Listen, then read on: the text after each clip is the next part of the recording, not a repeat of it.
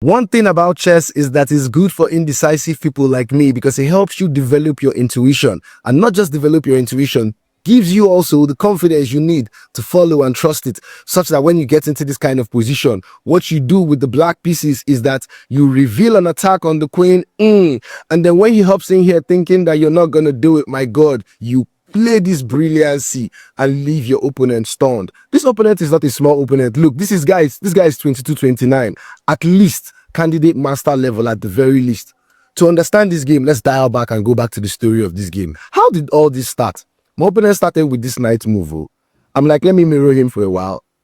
He tries to fianchetto. I say I will fianchetto too. He puts his bishop. I say hold it right there. Let me blunt his knife so that I can maybe in the future support this, and when this knight moves, this fianchettoed bishop will be staring at a wall right now, at least for now.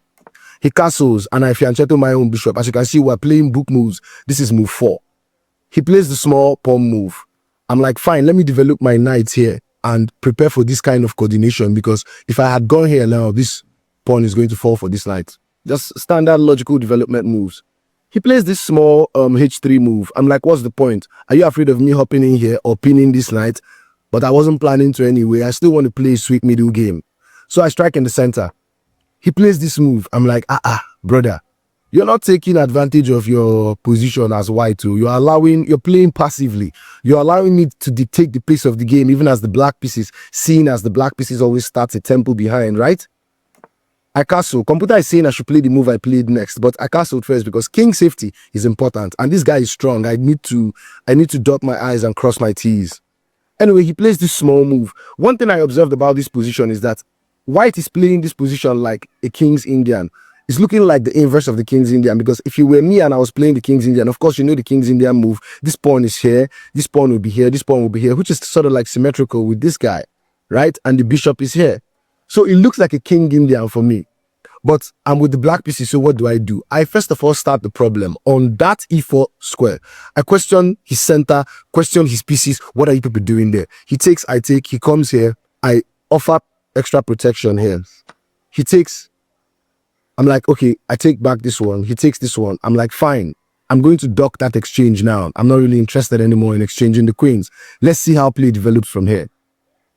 He plays this move and gives me the opportunity to win back my pawn with a tactic. So I take this pawn, and also this is of long-term strategical importance, because taking that pawn also helps expose his king side, where his king is castled to. Without this pawn here, it will be easier. Maybe not really right now, but it will be easier to mount an attack. He takes back, and I win my knight back, my sacrifice knight. Anyway, he comes here with an attack on this point. I feel like that's not so important. I feel like I have the opportunity to mount an attack, especially considering that I'm the black pieces. So I don't have tempo. I need to be struggling for tempo. So it doesn't matter if I sacrifice material, but if I can just get that time and speed that I need to do something that would devastate my opponent's position. Anyway, I bring my knight into e5. Let him have the pawn. He doesn't. He attacks me, the queen, x-raying this point. I went here to f5 to dock. And what is interesting is that I was thinking in my mind that if he had taken with the bishop here, I had this sort of move, maybe either this or this. But apparently the computer, both moves are wrong. According to the computer, both moves are terribly wrong. Maybe a move like this would have even been better. Who knows? Still terrible. Computer is saying I should carry on with my idea, the idea that I played in the game. Computer is saying I should carry on with the idea and ignore even the rook, to let you know how important this is. But anyway, let's see what happens in the game. What happens in the game is that he takes with the queen instead. And what do? I attack the queen, of course, to gain a tempo, and also threaten this pawn, or at least make my opponent think that that's what I'm threatening. He goes to this e4 square, begging for a queen exchange. I'm like, no, sir. Now, you see, that empty position, because of that pawn that I captured, is going to be what decides this game. Anyway, he goes here. I wonder why he played this move. I would have felt like maybe he would want to protect this pawn. This move seemed very unnatural to play. But anyway, I played the move that you see at the beginning of this video. This move is of twofold importance. First of all, as you can see, I'm attacking this bishop, and I'm also threatening to play checkmate. Not right now, because of course, Okay, now I see this was the point of him moving this rook because he did not want this. He did not want this threat to come with checkmate. He wanted to give the queen some he wanted to give the king some breathing room, but that idea was too premature. I play it anyway, and I'm also exposing an attack on the queen. So the queen has to move decisively. What does she do? She moves to this point in order to keep an eye on this bishop. But then I unleash, and this is what I'm talking about, intuition. I did not have to calculate for long to see that this move was the best move. It just came. For the people that were watching me live on stream yesterday, you would have seen how I instinctively played this move. I didn't talk about it too much. I just played it. Why? What's the idea? If he plays this, I am suddenly the god of the light squares. Sorry, I'm suddenly the god of the dark squares. I am the god of the dark squares because look at this.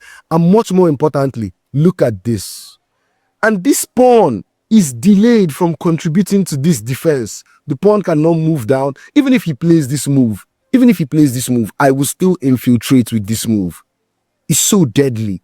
This idea is so deadly. My opponent was stunned when I played this move. He stood there for a while. He eventually took, and of course I followed up with this move. He goes here, protecting this pawn. But then I hop in there with check. And this was the entire idea. Where is he going to now? If he goes here, as you can see it, I'm going to be winning this guy. And by the way, this is checkmate. It's not going to be winning the queen. It's checkmate because the king is cut off completely. So I play this move and he's forced to give it up. But even before picking up the queen, I finish it in style so that he goes here and I pick up the queen with check. He goes here and I come down to f5 so that I can capture this with check. Dan Burubaka, wherever he wants to run to, he goes here and I'm like, go back inside, my brother. He goes inside and I play this move and he resigned. Intuition, chess, intuition. Thank you so much, guys. I hope you enjoyed this. I hope you picked up a thing or two. I hope you learned about intuition, developing your intuition in chess, and also positional sacrifices, because this brilliancy here was a positional sacrifice. You have to be bold when making this kind of moves. Don't be afraid. Even if your opponent is rated 2,300, you still have a fighting chance in the game. Believe in yourself. Have the confidence to follow your ideas, your intuition, and that's one beautiful thing that chess does for us. Go check out my other videos. I'm so excited to be making these videos, and I look forward to making more. I'll be going live very soon. Come and enjoy me on YouTube, on TikTok, wherever you are. Ashiware.